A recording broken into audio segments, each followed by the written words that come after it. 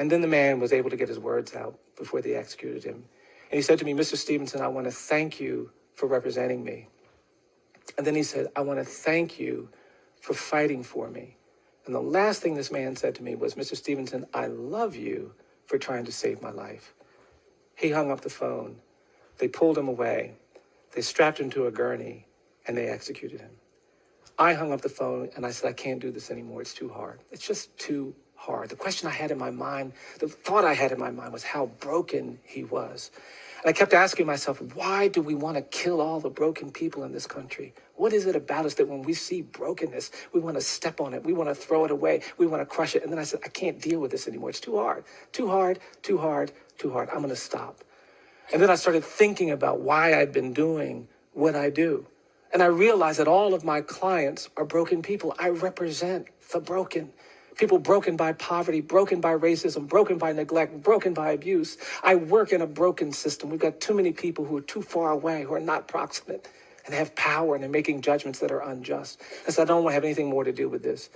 And that's when that kind of conversation you have to have when you're going to do something big kicked in. And I thought you better think about why you've been doing what you're doing. And I realized something I'd never realized before. All of a sudden, I realized why I do what I do. And what I realized is that I don't do what I do because I think it's important. I don't do what I do because it's about human rights. I don't do what I do because I've been trained to do it. I don't do what I do because I have a law degree. I don't do what I do because if I don't do it, no one else will. I don't do what I do because I get to talk to wonderful people like you. I realized that night that I do what I do because I'm broken too. And the truth is that when you get proximate, when you have to change narratives, when you have to stay hopeful in the face of inequality, when you do uncomfortable things, it will break you. You'll get little cuts and nicks. But I'm here to tell you there's a power in the broken. This country will not be saved by the elites, the privileged, those who are whole and happy. This country will be saved when broken people reach out and find and claim their humanity. It's the broken who understand the power of mercy. It is the broken who understand the need for compassion. It is the broken who can lead us to the places where justice must prevail. I believe really simple things. I believe that each person is more than the worst thing that they've ever done.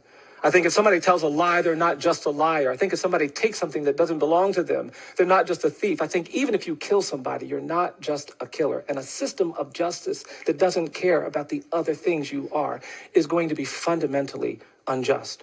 I tell you also, I don't believe that the opposite of poverty is wealth. I think we talk too much about money in America.